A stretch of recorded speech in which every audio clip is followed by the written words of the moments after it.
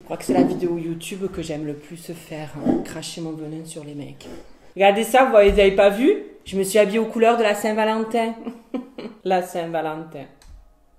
Oh, c'est chaud ça va me brûler le gosier. On va attendre un peu. Et avant de commencer la vidéo, j'aimerais vous parler des produits que j'utilise pour le visage. Ils viennent tous d'une seule et unique marque. Vous la connaissez pour ceux qui me suivent sur Instagram. C'est Hello Body. Et moi, pour être totalement transparent avec vous, je suis en partenariat avec eux. Avant, moi, j'utilisais pas de produits pour la peau. Je me suis dit, vas-y, commence à essayer de faire attention à ta peau. Voilà, du coup, je vais vous proposer les produits que j'utilise avant un date. Oui, il y a du chantier, moi, avec moi. Je vais vous dire no lito à des dates. Oui.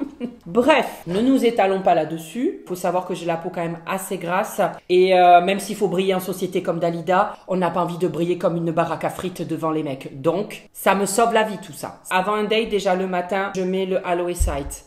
Aloe Sight, en fait, c'est tout simplement pour enlever les poches là. Alors après, moi, je comprends que chi la banane de ce qu'il y a dedans, comment ça marche et tout, mais ça marche en attendant. C'est pour stimuler la production de collagène. Et en fait, ce truc magique là, il te permet de dégager tes cernes, quoi. Et ça fait plaisir parce que je peux vous dire que des fois le matin, on se demande si j'ai pas fait 10 ans de tôle. J'aurais dû l'utiliser quand j'ai été faire la photo de ma carte d'identité. Voilà. Le mec à la mairie m'a dit, oula, vous l'avez fait le matin dans cette photo.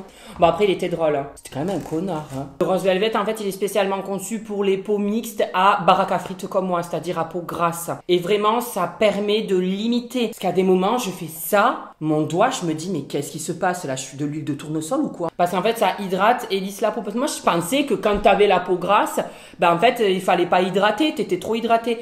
Ah, que nenni, c'est pas du tout ça. Et là, on arrive à mes prefs, c'est ces deux-là. Oh là là, le rose Refine. Ça, avant un date, genre tu le fais, tu peux le faire la veille du date, sois prévoyant. Mais t'as pas prévu, tu le fais quelques heures avant, quoi. C'est un masque qui te nettoie et purifie la peau, quoi. Je ressors de là, mais ma peau, vraiment, testez-le celui-là. Après, moi, je l'utilise 1 à 2 fois par semaine, ça dépend. Il faut laisser agir 10-15 minutes. Faut pas attendre que ça sèche trop parce qu'il y a de l'argile. L'argile, on n'attend pas que ça sèche. Et le dernier, alors là, le problème des gens comme moi qui n'ont jamais de boutons sur la gueule, quand on en a qu'un, voyant, on voit que ça. Et donc, tout le monde te dit, t'as un bouton. C'est pas vrai. Rose Ass Was. Oh my god! Il y a 2-3 semaines, je vous en ai parlé en story, j'avais un bouton là et je me suis dit, ben non, teste-le pour montrer aux gens si ça marche ou marche pas. Honnêtement, ça a marché. Absolument sur tout le site, vous avez moins de 30% avec ce que je vous dis que j'aime le plus, le Rose SOS, mon top 1. Il est offert avec, voilà. Tout simplement avec mon code LOVENO. Love is sur Tinder, everywhere I look around. Love is sur Tinder, every sight and every sound. Bon dia mes petites merdes. Aujourd'hui on se retrouve pour la vidéo tant attendue de l'année. La vidéo Dr Love. Là où je vais cracher mon venin sur les connards qui ont peuplé votre vie. Et aussi les connasses. Il y a aussi des connasses, il faut le dire. Non Pamela, le tapis c'est pas de l'air. Ben on se roule pas comme ça. C'est pas catholique la position que tu prends là. Une petite bougie odeur Bradley Cooper. Hop. Ah mais non, j'allais fermer. Oh, je suis con, moi. Alors, une petite capote Tinder surprise. Défi 30 jours séduction. Vas-y, on va se séduire à soi-même. Hein. Besoin de personne sur mon Harley Davidson. Ensuite, j'ai une poupée vaudou avec des aiguilles. Si je trouve que vos messages sont trop violents, je me vengerai pour vous. Eh ben, on est parti. Ouf, j'ai une bouffée de chaleur, là. J'ai bu trop vite le lait, là. Vous vous rendez compte? Moi, c'est pas les hommes qui me donnent chaud, c'est la nourriture.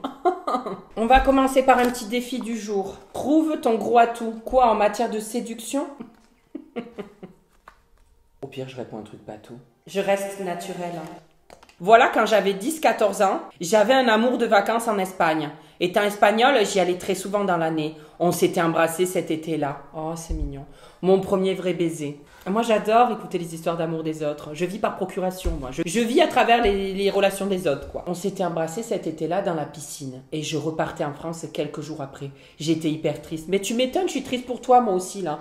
Je m'étais confiée à ma sœur qui me réconfortait l'été suivant, alors qu'elle avait 15 ans et lui 11 ou 12 ans, elle a couché avec lui. Attends, ta sœur de 15 ans, elle a couché avec ton petit copain de 11 ans? Mais c'est quoi ça? Mais alors déjà, ta sœur, elle prend ton crush et en plus, il a 11 ans, mais il jouait pas aux cartes Pokémon à cette époque. Mais moi, je comprends pas, hein. Il m'a fallu attendre mes 13-14 ans pour comprendre que Shipper, il voulait choper l'arrêt de Dora, quoi. Là, t'as 11 ans. Non, mais tu vas me dire qu'il avait envie de tremper son asticot, quoi. Attendez, mais c'est pas fini. Moi, je l'ignorais et je continue de lui écrire des lettres et le voir en Espagne quand j'y allais. Je l'ai appris par lui, ce connard, qui m'a dit qu'il voulait maintenant essayer la petite sœur. Pardon, excuse-moi. Le karma, j'ai pas le droit de rire. J'avais pardonné à ma sœur, mais ensuite, elle a essayé avec mon autre copain. Putain, mais c'est une menthe religieuse, ta sœur, hein. quand j'étais en vacances, qu'il n'avait pas osé me le dire, mais il a refusé. Bon, je vais pas la planter dans la poupée vaudou parce que c'est quand même ta sœur, mais franchement, c'est fort de café, là. Moi, ma sœur, elle me fait ça. Ah, mais j'ai pas de sœur. Bah, elle me fera pas ça, au moins. J'ai que deux frères, hein. Et comme je suis le seul PD de la fratrie, je sais qu'on va pas me voler mes mecs. Bah, j'en ai pas, donc au moins... Allez, commence un programme d'entraînement sportif. Allez, ta gueule. Je suis en vue depuis 2 ans, mais c'est parce qu'il a plus de batterie, je pense. Ça m'arrive pas, je touche du bois d'être en vue. Moi, quand on me lâche un vue trop longtemps, je bloque. Donc, en fait, j'ai bloqué son vue. C'est comme ça. Vraiment, j'ai un gros problème avec les vues. Ça peut être gamin, hein, mais j'ai un très gros problème avec les vues. Je préfère que le type, genre, il ait plus envie de parler, il a envie de s'arrêter, il me lâche un like ou il me met mort de rire ou d'accord, qu'un vu. Un vu, ça veut dire en gros, je m'en vais. Quoi, tu t'en vas? T'as signé pour venir dans la conversation. Tu fermes ta gueule de mérou et tu réponds ou tu lâches un like, mais tu mets pas un vu. Un vu, des fois je prends sur moi, j'ai envie de renvoyer un message, dire mais tu m'as lâché un vu, mais après je me dis on va me prendre pour un timbré. Bah je suis timbré de toute façon. Ça c'est tout mon problème, c'est que je fais des vidéos et tout.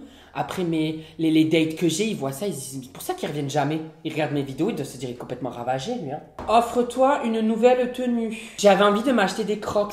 Je vais noter ça tout de suite. Acheter des crocs. Voilà. Hello, histoire très courte. Je sortais avec un garçon depuis quelques semaines. Un soir, on est sortis tous les deux dans un bar. Il m'a dit je vais aux toilettes et il est jamais revenu. Oh, je n'ai plus eu aucune nouvelle depuis. Ah mais là c'est trop violent. Ah mais moi je m'imagine, j'arrête là, être avec mes copines en message pendant qu'il est aux toilettes. Il est trop beau, je l'adore. Passe du bon temps.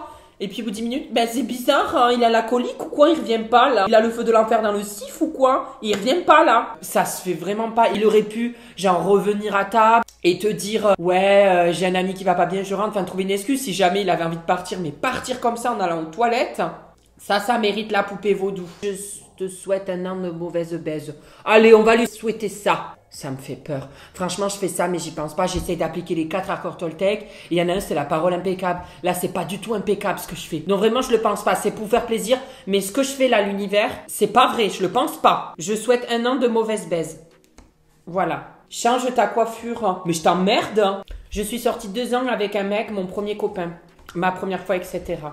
J'étais folle amoureuse. Sauf qu'au bout de 2 ans, j'ai découvert qu'il avait une autre copine depuis le début. Oh, depuis le début! Et qu'il m'avait trompé avec une autre meuf. Enfin bref, il a pas chômé quoi. Oh, alors, je dis pas que je peux comprendre, mais il y en a, des meufs ou des mecs, ils foutent qu'au cul une fois et ils s'en veulent.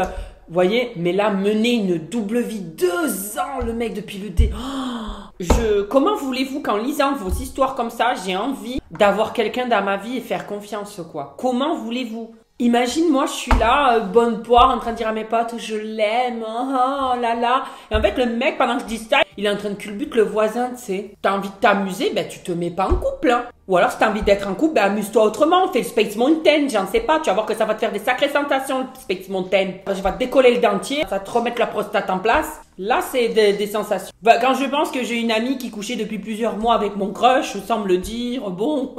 Mets à jour tes réseaux sociaux. Je vais faire comme les 2010 là, à mettre des émoticônes. Bague. Ils sont limite fiancés à l'âge de 10 ans. Ah mais c'est vrai, les 2010 ils ont une vie sentimentale plus épanouie que la mienne. Ils collectionnent les ruptures amoureuses.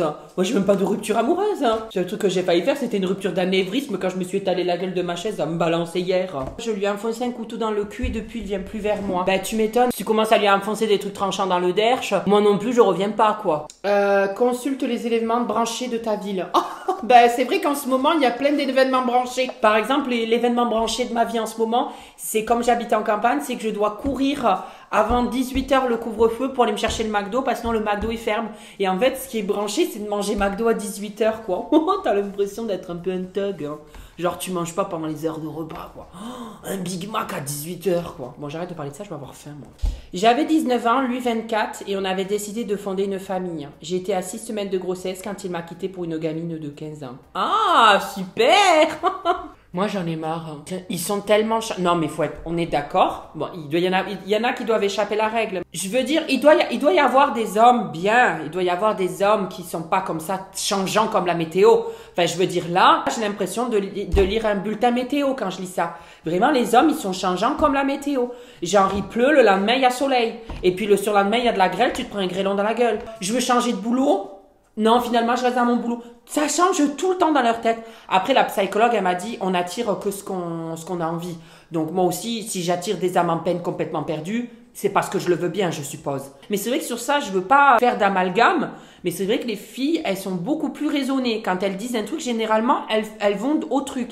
Alors qu'un mec, ça peut changer. Soit tu veux mon cul, soit tu veux le cul de la crémière, mais tu te décides. Ah, c'est vrai que la bougie Bradley Cooper, elle sent... Enfin, je sais pas si elle sent Bradley Cooper, hein, je le connais pas. Sinon, je vous aurais fait une story time. Malheureusement, Bradley and me, nous ne connaissons pas. Une relation de 8 ans, quand soudain, il se marie et change de pays. Ah oui, d'accord. Donc en fait, ça faisait 8 ans que tu étais avec. Il s'est remarié, il a changé de pays. Oh là là. Moi, il faut que j'arrête de lire vos messages, ça me fait peur. Arrête, Ricardo, ça me fait peur. 4 ans après, il m'appelle me disant qu'il m'aime toujours et qu'il souhaite me revoir. Mais moi, vous voyez, je suis tellement cucu, je me dis, oh, c'est beau, finalement, il a changé et il l'aime toujours. Alors qu'en fait, c'est un gros enculé qui est parti se remarier. Moi, je suis trop cucu, les petits moineaux. Hein. Je sais pertinemment que c'est merdique, foutu et impossible, mais je sens que je tombe, je l'aime encore et je n'ai jamais cessé de l'aimer. C'est triste, mais c'est la vie. Mes amies, elles me prennent le panneau stop, elles me disent, stop, n'y va pas. Et moi, je suis là.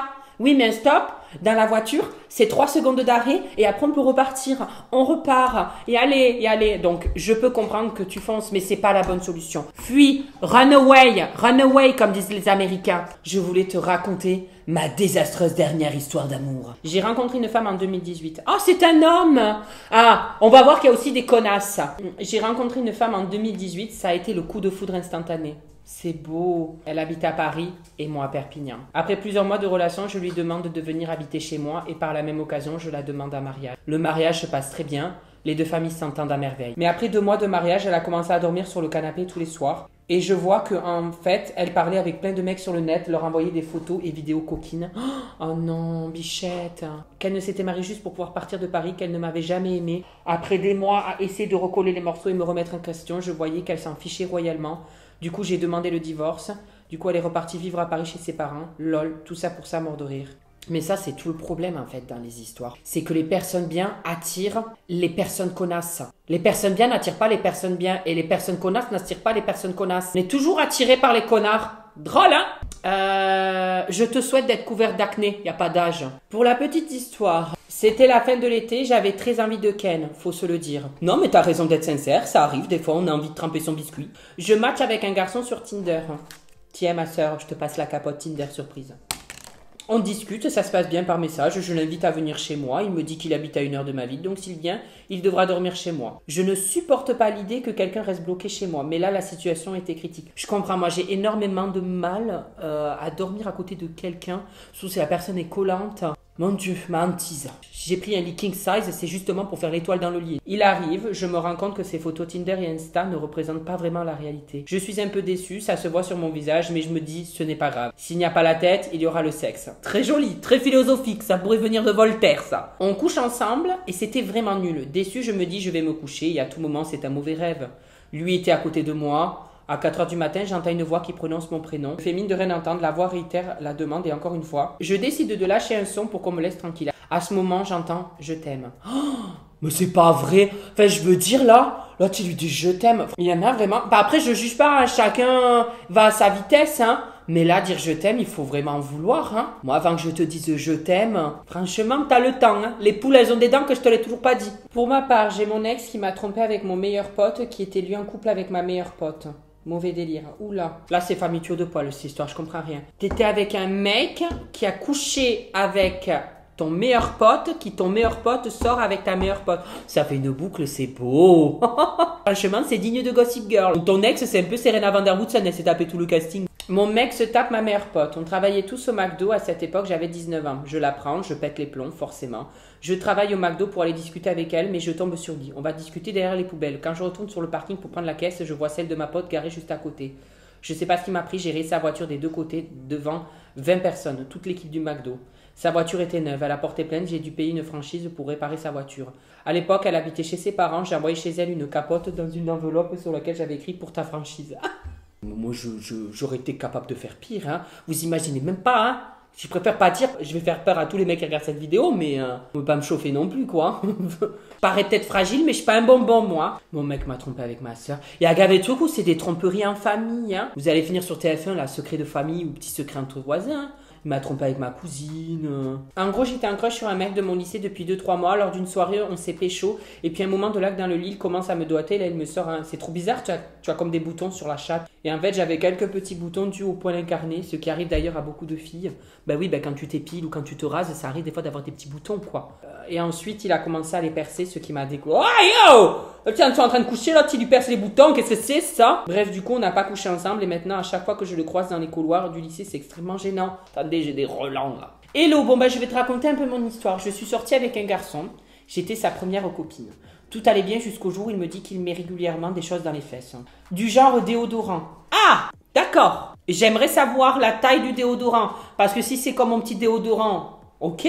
Mais alors si c'est les gros déodorants, j'étais choquée, mais je me dis c'est son délire, pas grave. Sauf que quelques semaines après, il m'envoie un message sur MSN. Oh, t'es l'époque d'MSN. Je te whiz, ma sœur. Il m'envoie un message sur MSN pour me dire que c'était fini, que j'étais une personne super gentille, tout ça, mais qu'il veut plus être avec moi pour pas me faire du mal et qu'il est en fait plutôt gay. Voilà, on est sortis quand même 5 mois ensemble, je tiens à préciser. C'est la vie, hein. Il y en a, ça arrive, hein. Il n'a pas fallu me mettre un déodorant dans le cif pour comprendre, mais bon, chacun va à son rythme, chacun se met ce qu'il veut dans le cif. On ne juge pas ici. J'imagine, je me demande quel déodorant il a mis. Si c'est un petit encore, mais alors les gros déodorants là, de 200 millilitres, la vache, hein, il a commencé gros, hein, le petit haut. Enfin bref, mes petites merdes, j'espère que ça vous a plu cette vidéo. Moi, ça me fait toujours rire de cracher mon venin sur les mecs. Même si on le dit, on les déteste, mais on les aime aussi. Enfin, je fais partie aussi des mecs, mais c'est vrai, comme je traîne souvent avec des filles, moi je réagis plus, j'ai un caractère plus d'une fille que d'un mec. Donc ça reste des connards et moi j'en suis pas un. Voilà, non, je vous fais de gros bisous mes petites merdes, j'espère que ça vous aura plu et je vous dis à la semaine prochaine. Bisous. Ah là là, c'est déjà fini, merde. Je passerai des heures à parler des mecs. Autant je les déteste, autant je les aime. Alors là, t'as mes réseaux sociaux au milieu, Instagram, TikTok et Snap. Pardon.